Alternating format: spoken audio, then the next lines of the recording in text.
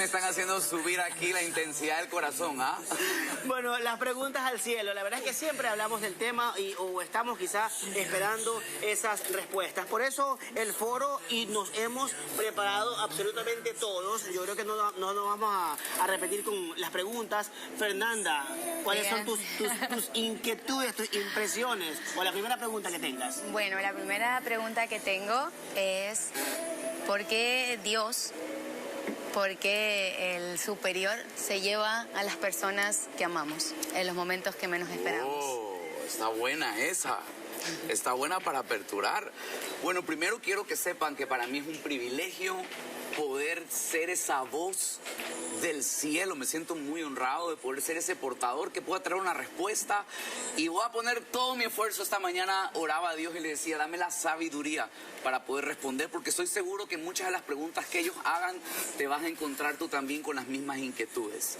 Y sí, esta primera pregunta es tan válida porque decimos, ¿por qué Dios se lleva a los que amamos?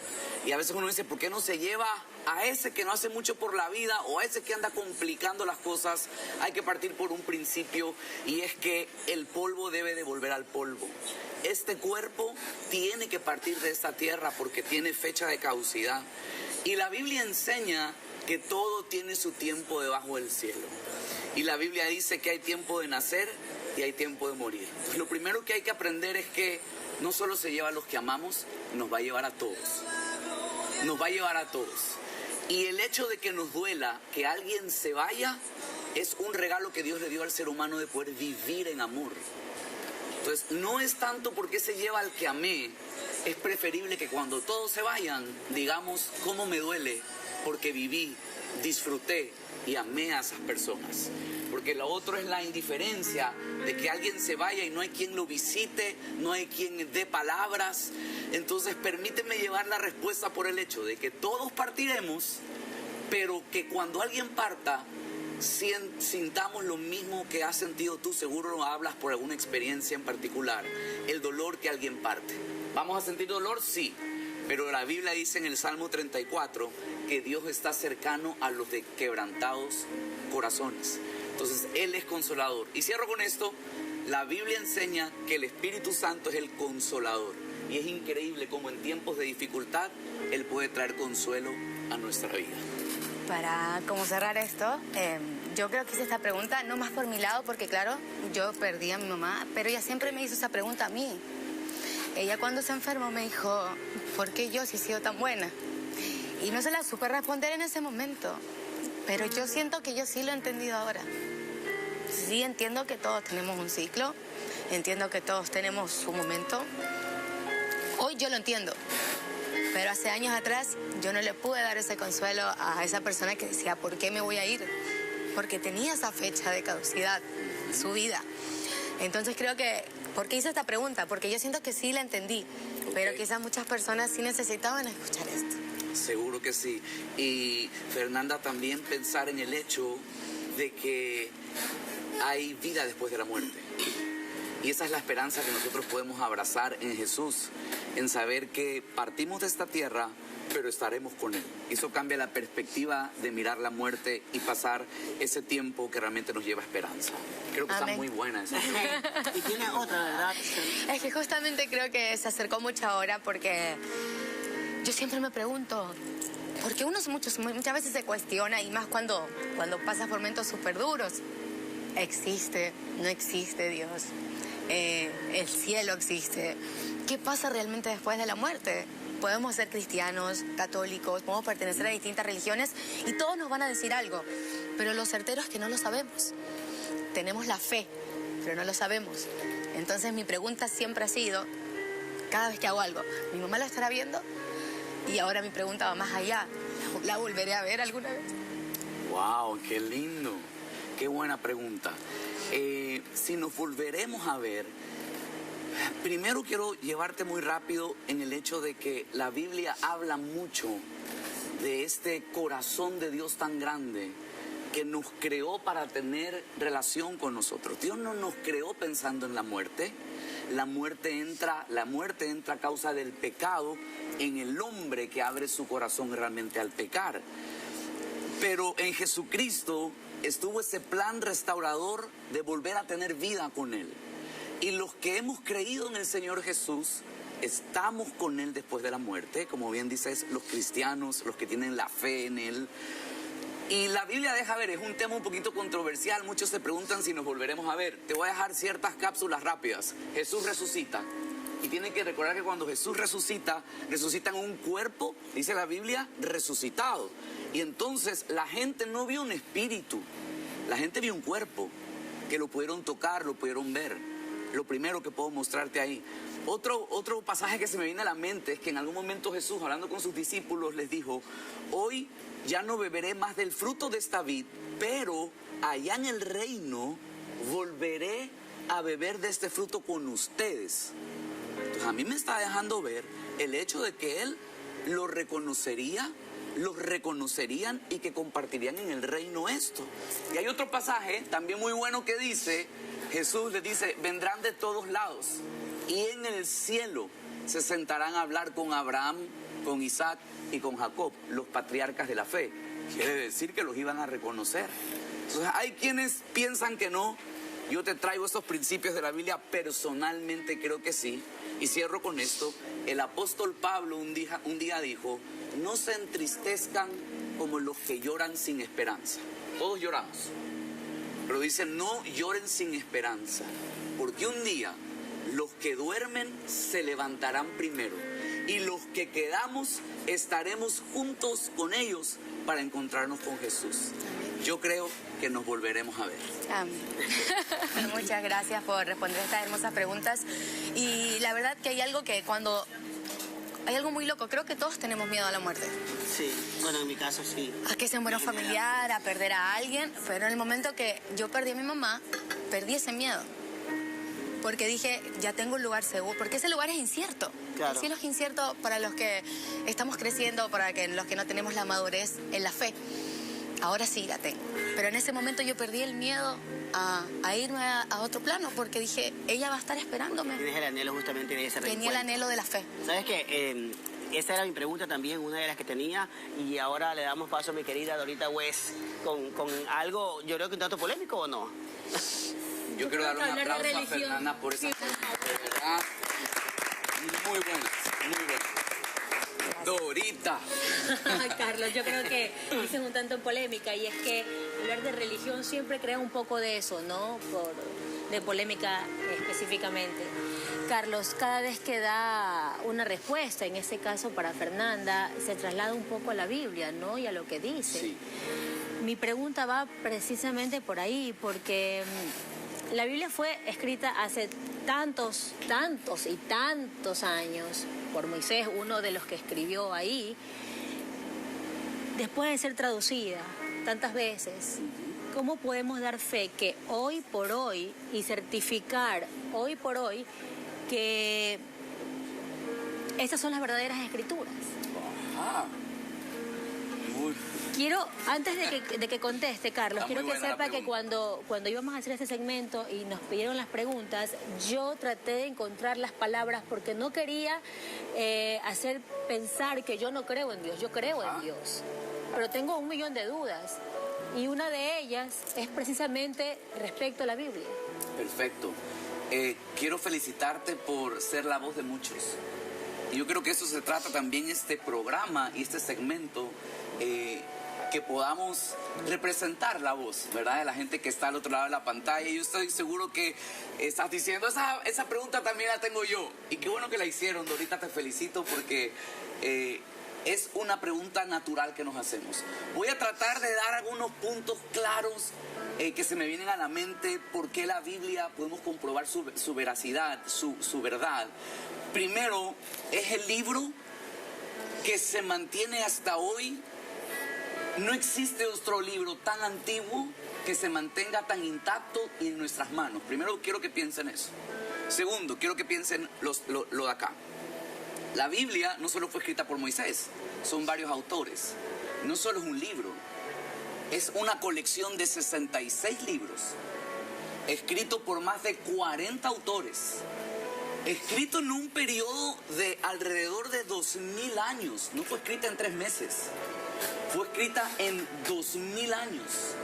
Y hasta hoy, al leerla, la exactitud entre sus libros y la veracidad entre ellos, cómo no la Biblia se contradice para nada, es algo que te tiene que dejar a ti pensando cómo puede ser que una recopilación de 66 libros escritos en un rango de 2000 años por más de 40 autores que dice la Biblia que fueron inspirados por Dios, no se contradigan. A mí me huele a milagro, Dorita. Y yo no puedo pensar que un libro escrito en 2000 años con más de 40 personas, 66 libros, no se contradice una palabra, una de ella. ¿Y por qué fueron seleccionados esas 40 personas? Bueno, Dios los escogió, los inspiró y el Espíritu Santo les habló para que realmente quede una enseñanza para todos nosotros. Suelto otro dato curioso. La Biblia es exacta en la arqueología. Si tú miras la arqueología y los descubrimientos de hoy, la Biblia no se contradice en ninguno de los descubrimientos arqueológicos que los estudiosos han hecho. Es más, al arqueólogo la Biblia le ha servido como un instrumento fiel de la historia. Entonces, los arqueólogos dicen lo que encontramos va acorde a la historia. Otro dato curioso, la Biblia se vuelve el libro con mayor exactitud en la historia que hemos tenido todos. Y les dejo otro dato también importante, y es que la ciencia, si estudiamos un poquito más, los descubrimientos en la ciencia responden a escritos de la Biblia. Entonces, lo estoy tratando de poner desde un plano no espiritual, porque espiritualmente te lo puedo responder en el hecho de que la Biblia dice que cada palabra ha salido de la boca de Dios. Sí, pero quiero llevártelo a un plano un poco más humano para que podamos entender. Es imposible que un libro con las características que les estoy dando, exactitud histórica, exactitud arqueológica, exactitud en ciencia y exactitud en historia, toda responda a esto con veracidad. Y un libro escrito de esta forma quiere decir que ese libro es más allá de palabras humanas, porque sabemos que los hombres somos imperfectos, pero en esa palabra se cumple. Y la última, el cumplimiento de las profecías. ¿Por qué la Biblia da vida y qué significado tiene de espadas de doble filo? Ok, buenísimo. No, realmente mi querida Betty Mata. Me encanta. Mira, porque hay un verso que dice que la palabra de Dios no es una letra muerta, sino que es una palabra viva.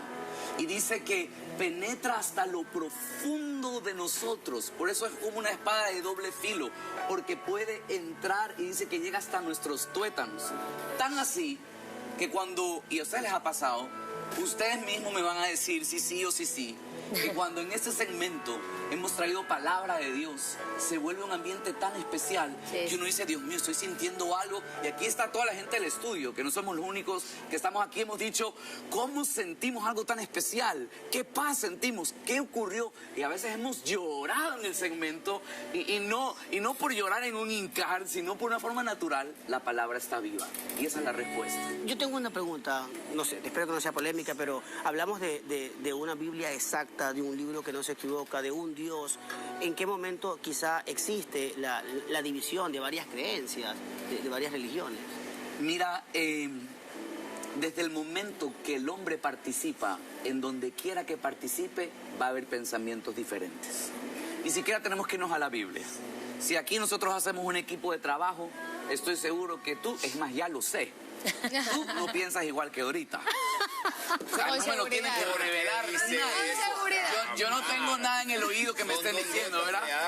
Con seguridad. Revelación. ¿Me equivoco o no me equivoco? No me equivoco, ¿verdad? Entonces, en el momento que somos hombres, partes de algo, somos tan frágiles a decir, yo pienso así, tú piensas así. Por eso, Henry, la respuesta debería ser, volvamos a la Biblia. Y fíjate ahorita que yo cuando me hacen las preguntas o trato el segmento a corazón abierto, en lo menos posible trato yo de dar mi opinión. Y cuando la voy a dar digo, esto pienso yo, ¿verdad? Porque esto puede crear polémica. Pero cuando voy a la palabra, tiene que ser la palabra la que nos ponga en orden. Así que va por ahí. Ok, ¿verdad? perfecto. Ya. ¿Urru? Carlos, aquí yo tengo una. Déjeme tomar. Aquí yo tengo una. Eso, Y todos eso. son- Esto viene de parte de los gallegos también. Me está De- llamando el ángel Miguel, perdón. Déjeme solo saber si- Estamos hablando, dice la Biblia, las ascuas de fuego son una acción que busca aprovechar una ocasión de forma egoísta y desconsiderada. Y dice Romanos 12:20, así que si tu enemigo tuviere hambre, darle de comer, si tuviere sed, darle de beber, pues haciendo esto, ascuas de fuego amontonarás sobre su cabeza. Muy bien. Yo quiero ¿Qué saber. son ascuas? Yo quiero saber primero, te voy a responder tipo coach con una ¿Me tienen ascuas? No. pregunta. ¿Quién te dio esa pregunta? ¿Con quién Perlita, la sacaste? Perlita. Perlita. Suegra, La suegra. la suegra. Tiene que haberla llamado la mía, seguro. No, Perlita me dijo. no, Pregunta, Perlita está increíble. Pregunta, me dijo. Por favor, para volver al tema, lee el versículo otra vez. Por favor, todo el mundo póngale oídos. para Romanos entenderlo. 12:20. Así que si tu enemigo tuviere hambre, dale de comer. Si tuviere sed, dale de beber. Pues haciendo esto, ascuas de fuego amontonarás sobre su cabeza. Ok, perfecto. Dense cuenta que ascuas de fuego tiene que ver con algo que yo responda a aquel que me está haciendo mal. Porque dice que sobre el enemigo nosotros traeremos ascuas de fuego. Entonces, esa palabra ascuas de fuego significa como llamas y como fuego en la cabeza.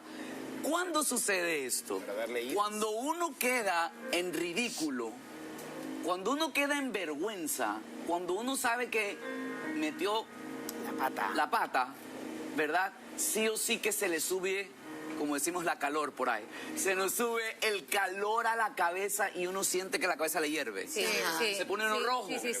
La vergüenza, las ascuas de fuego son el hecho de causar esa vergüenza propia que esa persona se consiguió. Entonces, si el enemigo me está haciendo la vida imposible y yo vengo a tener un acto de darle de comer, el tipo se va a quedar y va a decir, a ver, ¿qué va a decir que tú me estás dando? Y va a tener que amagar y sonreír, ay, qué rica la comida, pero por dentro se va a estar pudriendo. O sea, esperaba una respuesta igual de agresiva quizá que la ofensa. Exactamente. Entonces, y si tienes sed, vengo y yo le digo, ¿no quieres beber un poquito? Eso no es lo que él se esperaba. Él se esperaba veneno para ti. El rechazo. O tienes sed, a ver quién te da a beber. Pero esa acción del bien al que nos hace el mal produce una propia vergüenza ajena, que significa ascuas de fuego. Que no la hace sino el bien, y quien la recibe, el que está haciendo el mal. Kiko. Así que es una forma, realmente de traer justicia divina. Y justamente... Obrando yo el bien, le hago la casita al que está haciendo el mal. Carlos pidió que no le hagas preguntas. Se dedique que la de Virginia queden para el último. Vino con esa condición. Corte, regresamos. Te lo prometo que esta vez es una pregunta fácil. No, suéltela. No, pero sabes que justamente hablando de la justicia, la palabra justicia tiene un significado diferente para cada persona y cómo reaccionar o cómo actuar con justicia. Y aquí viene mi pregunta. ¿Era Jesús un hombre justo y de paz? Sí. ¿Y Ok, por qué? Va. Es que justicia no es necesariamente paz. Porque pasar un proceso, y se lo pongo aquí, todo el mundo se va a dar cuenta. Llegar a conseguir lo justo en mi vida no necesariamente va a ser por un sendero de paz. ¿Cierto o no cierto? Muy Capaz aquí hay personas que están pasando juicios legales, estás peleando la tenencia de tu hijo, estás tratando que tu esposo pague la pensión, no sé, estás tratando y pasas por un tiempo. Quieres que se haga justicia, pero ese proceso no es necesariamente un proceso de paz. Entonces, son dos cosas diferentes y sí, Jesús es justicia y en Jesús también se encuentra paz. ¿En qué se relacionan estas? Se relacionan en que en la medida que yo llego a alcanzar justicia, el día de mañana puedo conseguir una paz, ¿verdad? Pero sí, son diferentes y Jesús ambas representa también. Pero en el momento en que nos presentamos, no solamente en algún proceso legal, sino que, un caso hipotético, perdemos a un familiar y queremos tomar la justicia por nuestras manos, ¿cómo? Porque pensamos que eso nos va a dar paz. ¿Cómo equilibrar o combinar las dos con la palabra de Dios? Ok, la Biblia dice que la paz que el mundo da no es la paz que da Jesús. La paz que el mundo da es una paz pasajera. Hoy la tenemos, mañana no. ¿Por qué esa paz es pasajera? Porque la paz es circunstancial. Es decir, yo tengo paz por la circunstancia que vivo.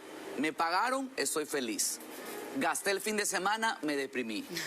¿Verdad? Entonces, otro ejemplo, agarraron a ese delincuente que me hizo la vida imposible, a ese sinvergüenza, entonces tengo paz, pero al rato viene otra cosa y me quita la paz. Entonces, el mundo es una paz circunstancial. La paz que da Jesús es una paz que tiene que ver con confiar en su palabra, que la palabra de Dios no es circunstancial. Hay un verso que dice, cielo y tierra pasarán. Más. Poniéndole eso. A ver, Dorita, más. Su palabra no pasará. Un aplauso a Dorita. Bien, escuchen. Entonces, miren, cielo y tierra pasarán. ¿Pasará la circunstancia que vives? Pasará. ¿Hemos pasado diferentes momentos complicados? Sí, pero pasaron. Entonces, si mi confianza está en la temporada, conforme se va mi temporada, se va mi paz. Confianza. Pero si mi confianza está basada en la palabra, la Biblia dice que su palabra no pasará. Es el ancla segura donde yo puedo poner mis convicciones. Y le voy a decir algo, la Biblia dice que donde opera la justicia del hombre, muchas veces la Biblia dice no opera la justicia de Dios. Porque ¿qué pasa? Queremos obrar bajo nuestra hambre de venganza, bajo nuestra sed de querer ver mal en el otro, llamando a eso justicia.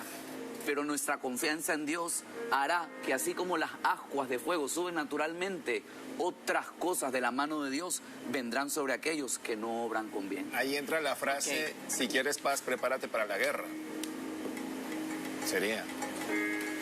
¿Estás hablando de matrimonio o qué? Esa es una frase que yo uso en los prematrimoniales.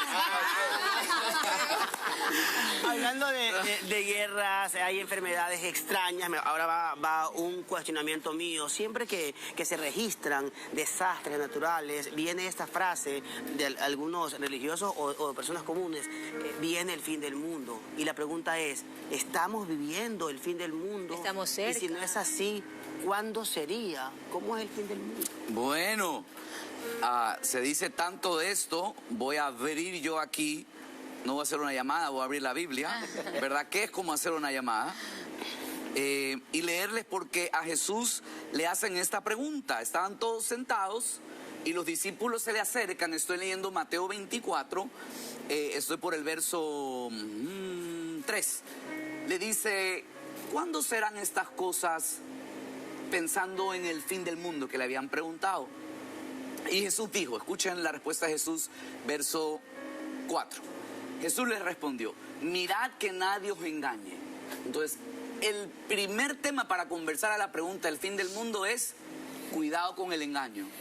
Quiere decir que en esto mucha confusión puede haber. Es lo primero que responde antes de cualquier cosa. Y luego dice, porque vendrán muchos en mi nombre diciendo, yo soy el Cristo, a muchos engañarán. Y dice, y oiréis, de guerras, rumores de guerra. Y miren que no se turbe porque es necesario que todo esto acontezca, pero aún no es el fin. Estoy leyendo la Biblia, dice luego, porque se levantarán nación contra nación, reino contra reino. Ya hemos visto eso a lo largo de la historia, nosotros, y lo estudiamos en el colegio.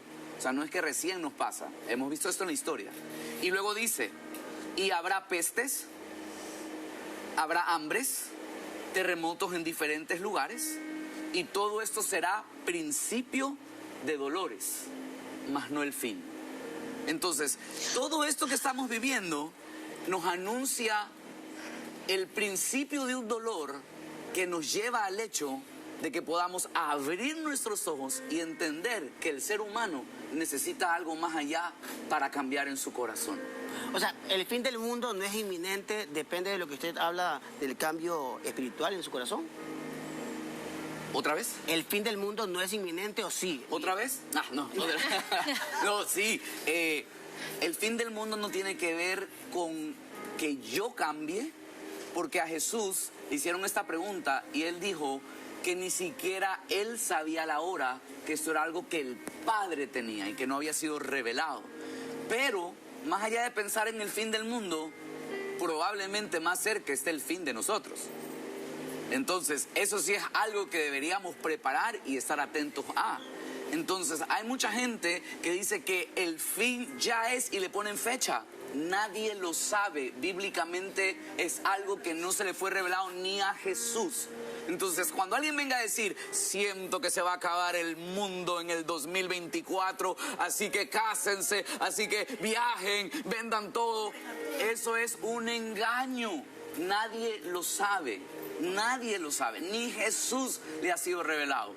Pero todo esto que oímos son señales que hablan de un principio de dolor que camina hacia el fin del mundo. Y esto no debe ser para asustarnos, esto no debe ser para escondernos bajo la mesa, esto debe ser para reaccionar y decir qué estoy haciendo con mi vida hoy. Y si el fin no llega, pero el mío sí, ¿estoy listo para partir? Justamente, Decía- sí, justamente estaba escuchándolo y pensaba en eso. Más que el fin del mundo, es el fin de cada uno. Va a llegar un momento, como usted me lo dijo en un principio, lo único que sabemos es que tenemos fecha de caducidad como seres humanos. ¿Qué hacemos en ese proceso? Entonces creo que cuando hablamos de procesos, de finales, creo que es el fin de cada uno. Y lo que hacemos durante ese proceso, durante ese camino de fe, y quiero agradecerle de forma particular porque este domingo acudimos a la iglesia. Sí. Para mi esposo fue la primera vez y mi esposo no cree en nada, solo en mí. Y fueron años de proceso para llegar a llevarlo a Dios. Ajá. Él me decía, es que no existe, yo solo creo en la ciencia. Ok. Viene de familia de científicos, creía mucho en la ciencia, es un hombre maravilloso, pero sentía que esa parte espiritual costaba, porque creo que eso se va sembrando desde siempre, desde muy Sí. chiquito. Entonces, cuando llegamos a la iglesia pasó algo muy mágico y quiero hablar de la fe. Cuando llegamos había una pantalla y estaban pasando las letras de las canciones. Y él comenzó a cantar las canciones sin saberlas, sin conocerlas. sin conocer a Dios, sin conocer Wow. nada. Y comenzó a cantar. Y yo mientras lloraba, porque la verdad yo entré a la iglesia y fue como, lo necesitaba tanto. Y llegar a esa comunión con tu esposo es tan bonito, porque quizás venimos pueden ser ustedes también que tengan a su pareja, todos pensamos tan distinto y este mundo está constantemente en guerra. Y las culturas tienen que ver Las también culturas mucho. son muy distintas, yo chilena, cubano, mis hijos ecuatorianos, y lo mismo que pasa aquí, uno viene de un lado, otros de Manabí, y estamos en un mundo donde constantemente estamos en guerra, y qué lindo que es tener fe, y que hayan personas que nos vayan diciendo al oído, sí existe, y sea lo que sea. pero- Cuando yo llevé a mi esposo a la iglesia le dije, quizás tú no crees en un Dios, pero cree en la fe, y la fe nos va a llevar a aprender y a tener un hogar bonito, un mundo más bonito para nuestros hijos ¿Y tu también. esposo sigue solo pensando en la ciencia o esa visita a la iglesia le hizo cambiar un poco la perspectiva? Cuando nos subimos al carro, yo estaba así, porque yo estaba esperando Madre que... de todos. Henry, tú sí sabes cómo causar sensación, ¿verdad? Ascuas de fuego. No, y sabes que fue muy lindo porque yo había hablado hace muchos meses con Betty, le había comentado que me gustaría mucho, que me recomendaba para que para él no fuera fuerte la impresión, para que él le gustara y que... Entonces yo iba en el carro así, esperando que él me dijera algo, yo no le quería comentar nada. Y él me dice, ¿qué piensas de lo que vivimos hoy? Yo le digo, no sé, dímelo tú. Yo le digo, hubo cosas que se asimilaron mucho a lo que yo quiero, como también hubo cosas que todavía tengo que conectar, que tenemos que conectar. Entonces, él también me lo comentó, pero me gustó mucho que esta semana ha sido tema con nuestros amigos. Que él ha dicho, que todos mis amigos le han preguntado, ¿cómo te fue? ¿Cómo te sentiste? Entonces creo que sí se puede acercar a la fe. No es obligación decirle tienes que creer, porque no podemos obligar a nadie a creer, pero hemos visto milagros dentro de nuestro hogar. Y no fue un domingo, Fue un domingo súper particular. intenso, fue súper intenso. Pero que sepan que este exacto. domingo fue un domingo particular porque fue un domingo de milagros.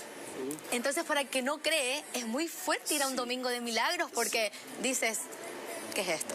Ajá. ¿De qué se trata? Y hablando de milagros, perdón que te interrumpa, con todo lo que estamos viviendo, pandemias, pestes, guerras, terremotos, ¿Dios sigue haciendo milagros en este momento?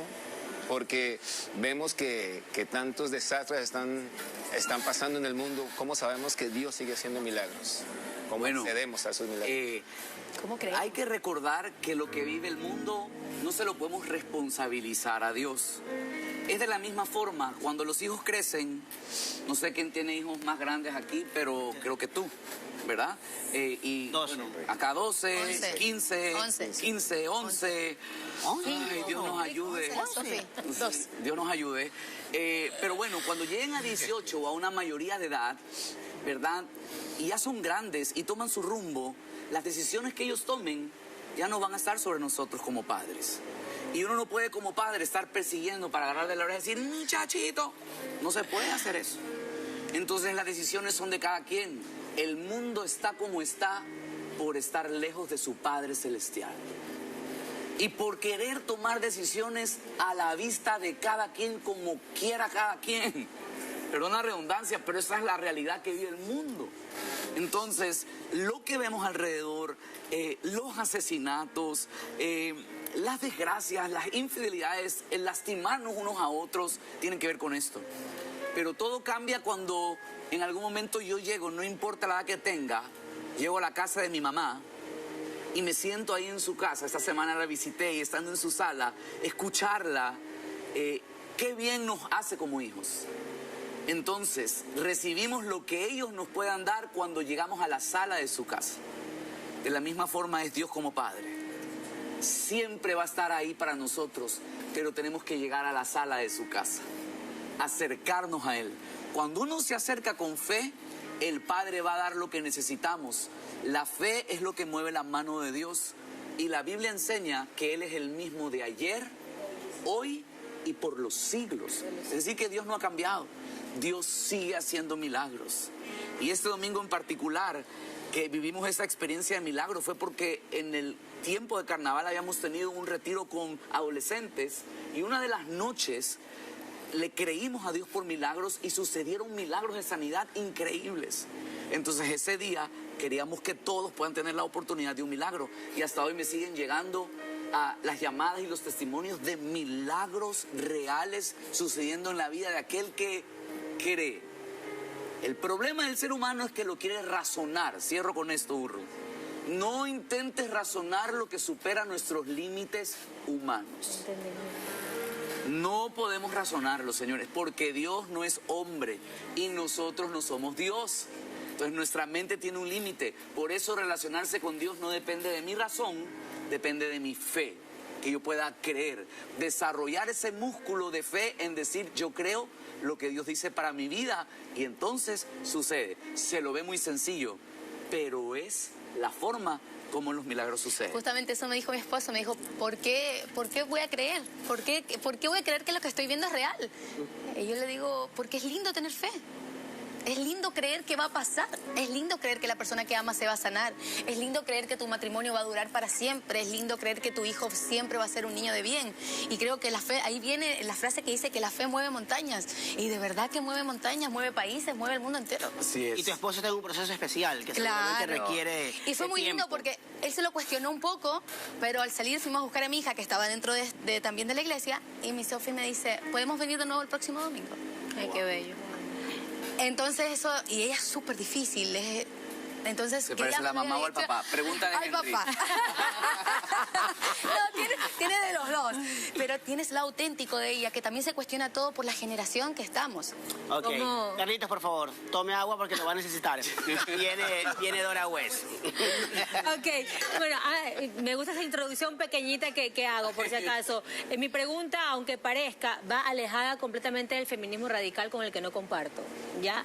Y ojalá no me caigan encima las feministas, dicen que no existe feminismo radical, pero para mí sí, y es mi pensamiento.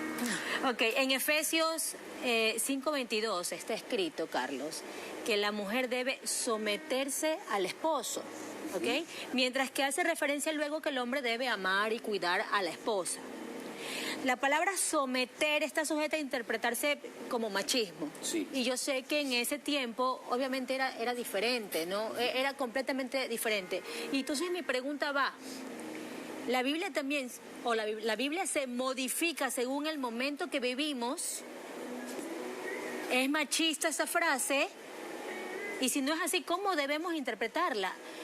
Y ojo, que la leí toda, y sí, abajo habla de que el hombre ama a su esposa, pero el someterse me parece un término fuerte. Me encanta. Me siento en los hackers de la farándula ahorita. Por un momento.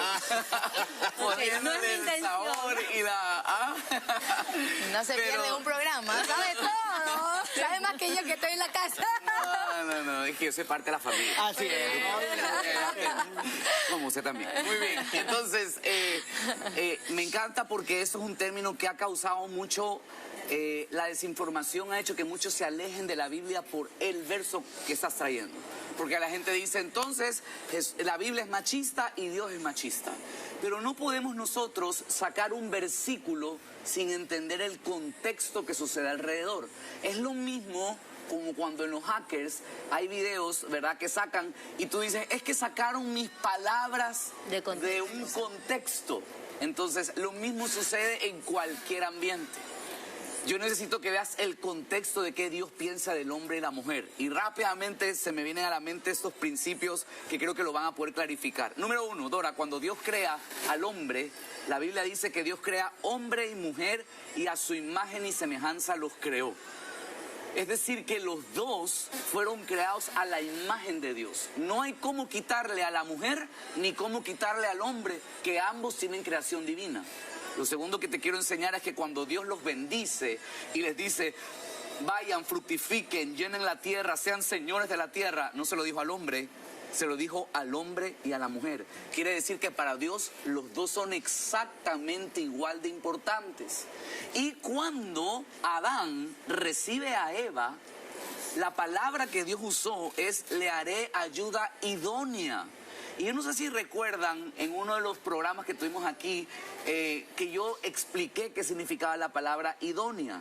La palabra idónea no significa como hay mujeres que han interpretado, porque hay dichos, ¿verdad?, que dicen es que atrás de un gran hombre hay una gran mujer y ahí van las mujeres ay, contentas, ¿verdad? Y han subido y dicen al lado de un gran hombre hay una gran mujer y ahí está la mujer, Virginia. Ay, Por supuesto, usted sabe que yo sé sí. por dónde va. El gorro le está subiendo, así le hace el sombrero. Claro, la primera yo dije, me loco.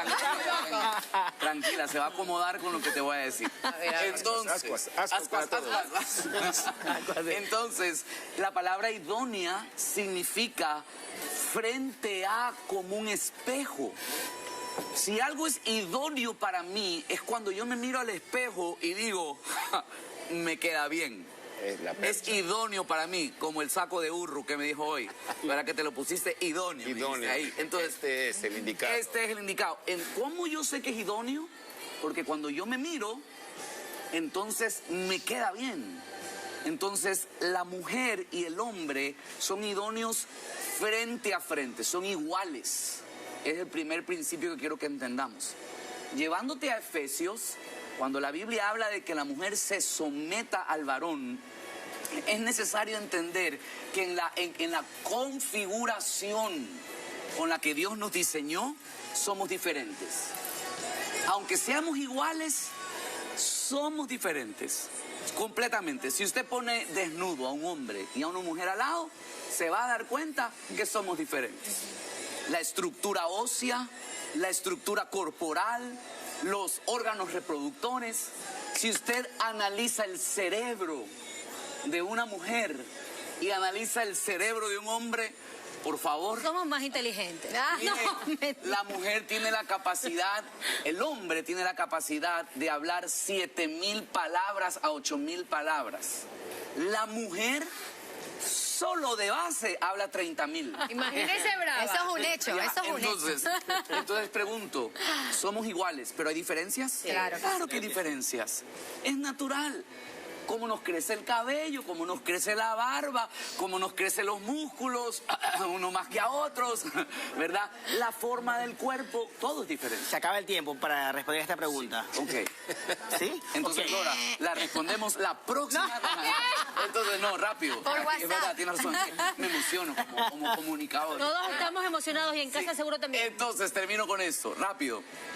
El verso que acabas de leer dice que la mujer se sujete al varón porque el varón es cabeza de su casa como Jesús es cabeza de la iglesia.